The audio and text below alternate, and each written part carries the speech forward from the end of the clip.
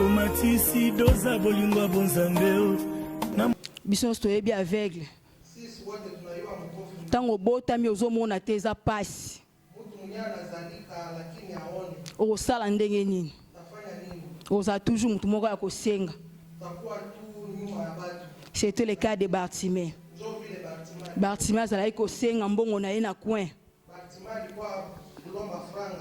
Mais azalaki na mokolo moko Jésus-Christ abandaki koleka na bayekoli na ye. Et il n'était pas seul. Kaka na bayekoli te. Azalaki na grande foule bandaki kolanda ye. Pourquoi grande foule bandaki kolanda Jésus-Christ? Parce que pendant mon Jésus-Christ ba miracle bandaki kosala. Ba mo ndenga bandaki kobikisa. Ebele bandaki kolanda Jésus. Alors na kolanda Jésus bandaki kolanda. Mutu mutazaki na likambu na yake ndaki na yango. Mutu mso alinga tala ka Jésus ngo tozo kazo sala ba miracle asa ndenge nini? Jésus-Christ ango azo sala bikamo aza mulaye aza mukuse. Azo tambola na biloko azo pesa batu. Alors foule bande toujours kolanda Jésus. Mais zaki na moto moko to betela sete na poko alelo.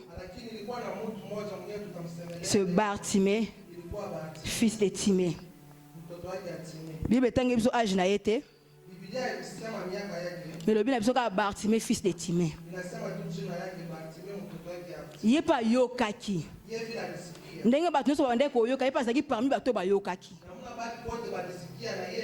Tozo mona Jésus en wa azo sala bikamo. Alors je me demandais peut-être Bartimée bande ko ba bato ah loko azo bikisa bo me manga pena kende pe afongola nga peta misu na mona ko. Wana Bible lobi yango te wana ngamu na kanisi. Parce que ayokaki bande ko bikisa bato. Quel que soit le problème, nous allons nous écouter na Jésus-Christ. C'est le bicam. Alors, ami le bagi sukati na ye. Mukona ko yoka ye kaka leki na kwena ngana vanda na singa mbongwa. Wana ezalaka yangai. Ekomela ki pe jour totangi na kati ya Bible. Ayoka ki. Maintenant Jésus-Christ passait. Mais il qui passe pour Bartimée. Parce qu'il était aveugle. Azoyo kakaba tubazolo makelele. Na yo kakana makelele mi tukele karaboy. Te on les aki qui ba chamo, ceux qui ba na zo mona beje ba leka na makelele la boy. Na mesala ko yoka makelo na mesala ko ka nso azaka na kwe awa. Mais on azo yoka eza ndenge mususu. Non na yoka makelo la boyete. Et puis ko comprendre ba to ko lobane que non c'est Jésus-Christ qui passait. Jésus de Nazareth. Abi eh ezaki mukolona bande ko zela yangoyo. Azaki na bidi 10. Akomi na bidi 8. Azoleka. Na kokanga monoko na ngate na kobela pa mona ngai. Na ndimite ke créer liboso Bartimée betaki. Na verset 47 na Marc 10 please. Il attendit que c'était Jésus de Nazareth et il s'est mis à crier. Fils de David, aie pitié de moi.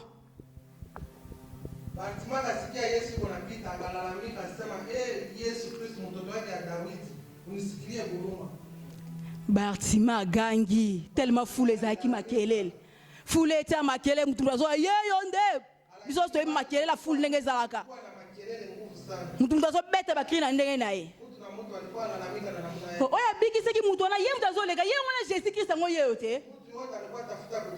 Mais Jésus-Christ demandé ko yoka sala ki miracle pas mutu na kufa ki asekwa ye azoleka. Muna azobima likambu na ye azobima. Mais biso leo toza likamba Bartimée. Bartimée gangi. Jésus-Christ, aie pitié de moi. Mais ça qui passe pour la Bartimée. Foule bandai ko kangaye. tellement foule ezalaki ebele moto azomona te ezalaki difficile mpo na ye akutana na Jésus Christ mbala moko. J'ose comme ça, il y a pas avec les fans qui sont baissés à côté personne one pound, yo fanda ka wana to pesa kwa 50 pi. Yo so lingo kene ba fongola soumiso. Oye bien esprit yo sala kati na ye. Mais il y a le bin non. Foule pe ki singa na ganga. Nazala misu nazomona te. Nazala matoi. Nazala munoko. A fongola ki susu munoko ne makasi. Abi Jésus Christ. Aie pitié de moi. Mais on a linga pas nzambe na biso. Ata la bilambo to la tarate. Ata la apparence na biso te. Et pas yesu ezaka likambo kati. Yango bilobi na biso. To paso la bilamba te. Mais to paso ande mitema na biso.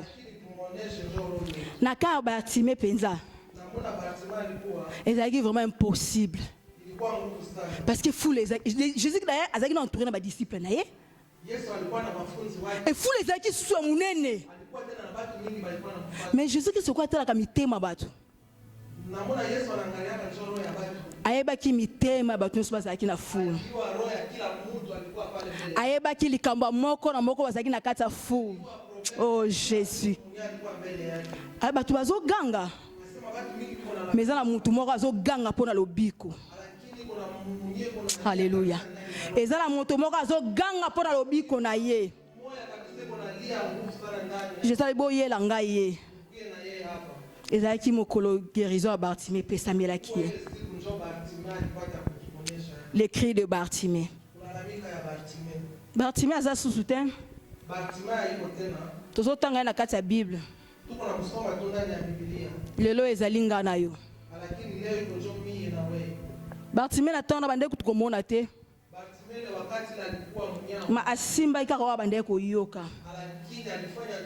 Lokwa na yoka kimingi mukona ko yoka lisusu ki yango pembe na ngana ko ganga.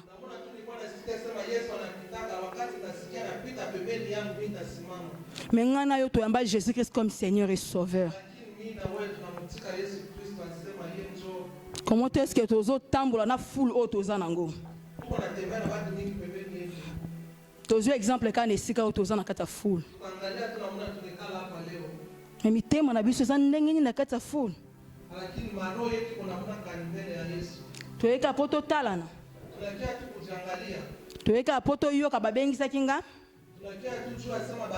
Toto yé vraiment kokuta na Jésus Christ. To mesa comme d'habitude na kendera le roi izalara chaque dimanche na ken. Est-ce que yoko luka nzambe? Est-ce que pour ça pena nzambe na motema na yo? To na lolenge nini? Problème Bartimée zaki foule. Problème Bartimée ilikuwa mbele yake, ilikuwa watu nyingi walikuwa mbele yake. Biso bana nzambe foule na biso loleza mokili.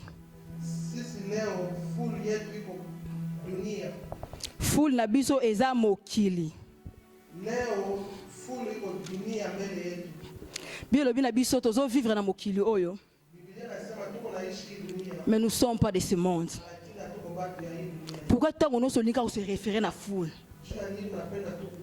Ndenge mokili zo tambola boye ngape fona tambola boye. Mikolo ezande boye. Ozobosa na identité na yo. Oza na kata foule. Mais oza ya foule te. Nzamba za na posa ba apparence na biso te. Azana posa mitema na biso. Comment est-ce que yo zo tambola na kata mokili yo?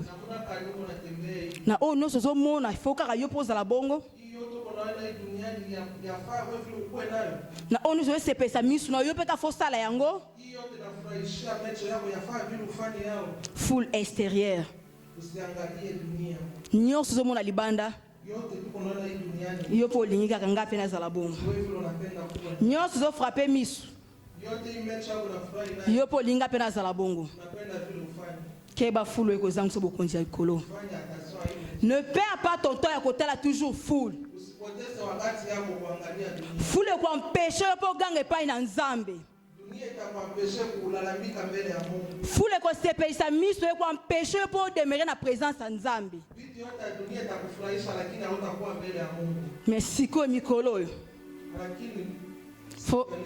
Faut na na page. Yo zo lala, ozo mona te, ozo yeba te. Tozi wa bina ya biso na mukanda ya 1 Jean.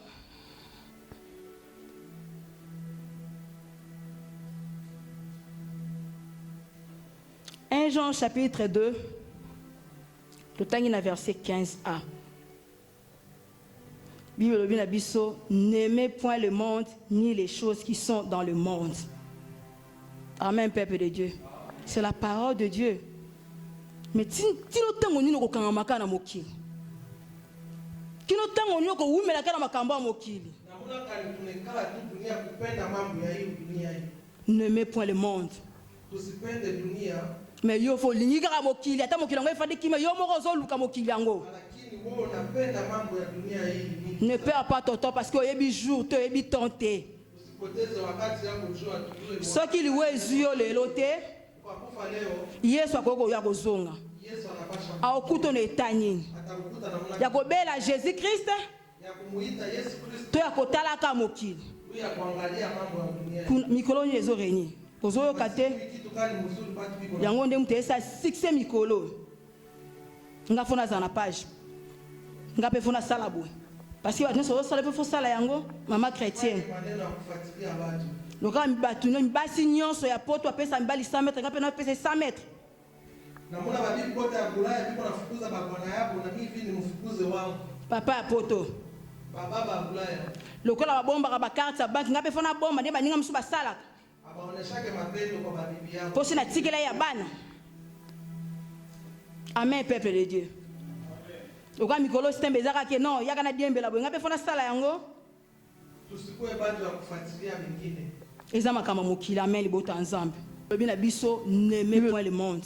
Biblia nasema tusipende dunia mingi sana makama mokili ezaka bien komona maneno ya dunia ezaka elengi pe ko sala yango mais keba bana nzambe toza appeler ya ko sala yango te Bilo bina biso ete toza ya mokili me toza akati ya mokili te toza ya mokili te. Biblia nasema tuko naishi duniani lakini hatuko baki ya hii dunia. Ezape na kategoria ya full mususu. Iko vile na neno lingine. Ezana mutu musolo bi nga makamba batu na landaka na ngate nga ba via batu na kiparate nga makamba mokili. Iko na mutu mwingine anasema mimi sifuatiliake maneno ya batu. Na sina longa nga bloko wana ezanga tina tuka ba distraction wana te. Natika makambo wana nyoso. Mais il y a une autre foule qui est intérieure à toi. Le penser. Tes pensées. Otsika na yo. Baninga mabe okata. Makamno soto nga peda côté kuna nazala susute. Mais il y a une foule intérieure. Tes pensées. Baninga. Diable a yebi. Tant ozala makanisia mabe. Shetani anajua kama uko na mawazo mbaya ukozaproche pa na nzambe te hautafika mbele hapo.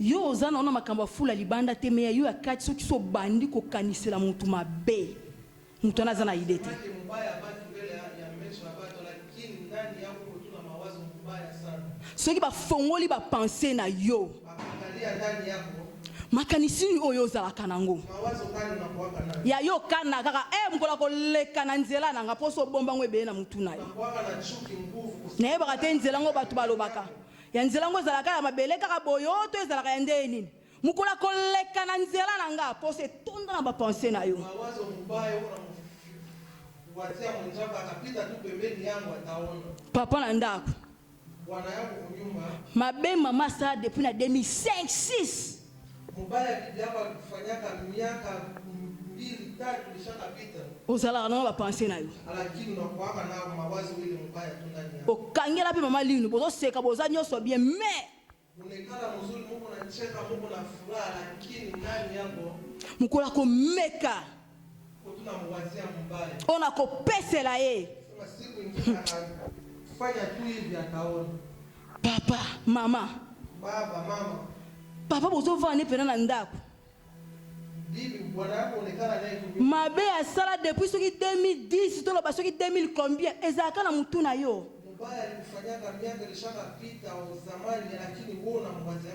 Le penser. On a mukona ko récupérer akoyoka. Tala diable ndenga zo sana makanisi na biso. Ezo ko péché biso to demeurer na présence nzambe. Mutu musolo bi nga na baninga pardon leki nga za na makanisi te mais souci.